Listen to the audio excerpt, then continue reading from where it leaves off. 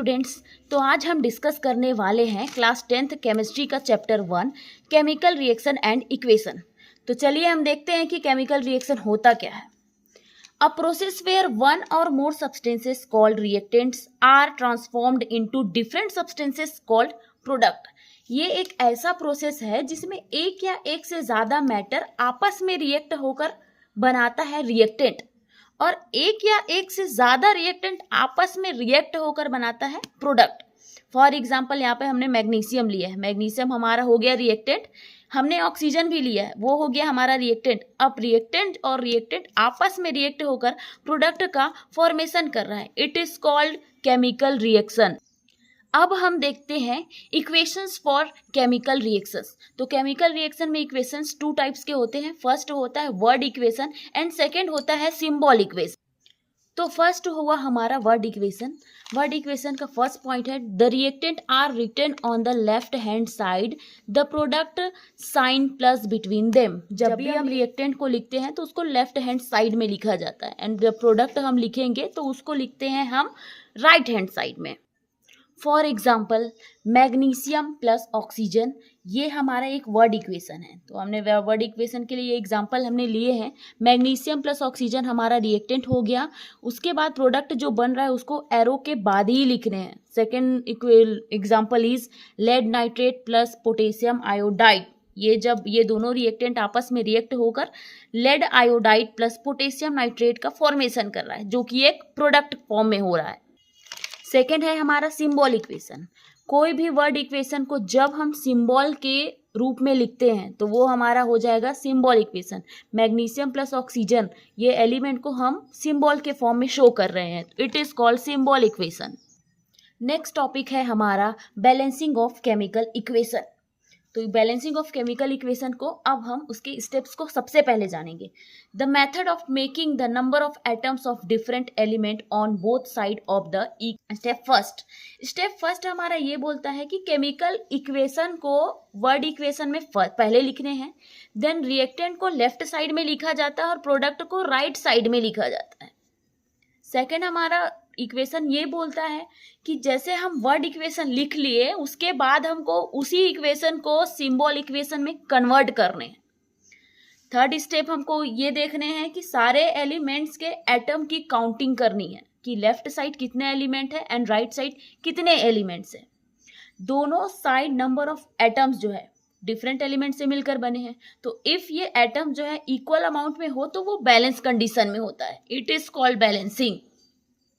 यहाँ पर last step ये बोलता है कि जब तक कोई भी इक्वेशन बैलेंस नहीं होगा तब तक हम किसी भी इक्वेशन का फॉर्मूला चेंज नहीं कर सकते।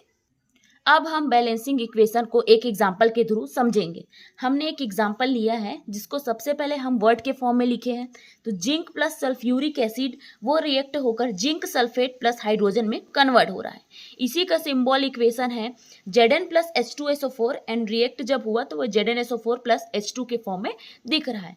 जितने भी हमको इक्वेशन दिख रहे हैं उसको अब बैलेंस है कि नहीं है ये चेक करने के लिए हमको ये टेबल फॉर्म करने पड़ते हैं, जिसमें एलिमेंट लिखना है, number of reactant of left hand side and number of reactant of product जो है हमारा राइट हैंड साइड में देखना है। तो यहाँ पर हमारा दिख रहा होगा ये लेफ्ट हैंड साइड है और ये हमारा zinc, hydrogen, sulphur and oxygen. तो हमारे लेफ्ट हैंड साइड में जिंक कितने बार है चलिए काउंट कर लेते हैं। हमारे लेफ्ट हैंड साइड में आप लोगों को दिख रहा होगा जिंक 1 टाइम है, एंड राइट हैंड साइड में जिंक भी 1 टाइम है। यहाँ पर हाइड्रोजन लेफ्ट हैंड साइड में 2 टाइम्स है, एंड यहाँ पर हाइड्रोजन लेफ्ट हैंड साइड में 2 टाइम्स है। यहाँ पर सल्फर लेफ्ट हैंड साइड में 1 टाइम है, यहाँ पर भी सल्फर लेफ्ट हैंड साइड में 1 टाइम है।